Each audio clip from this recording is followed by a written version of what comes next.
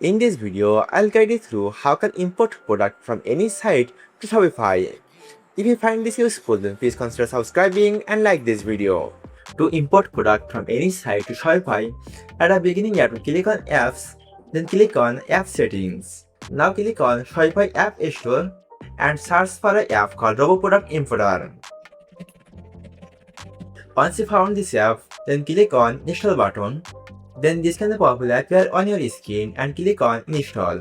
Robo Product Importer apps comes with 3 days free trial, so you can use this app 3 days free of course. To go with the free trial, you have to click on Approve button, then the free trial will be enabled.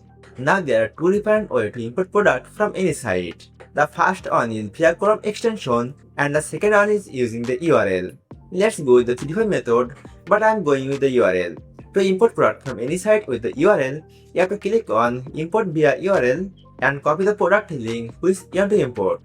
Just copy the product link and paste it here and click on Import Product. Now you have to wait for a few seconds to paste your product.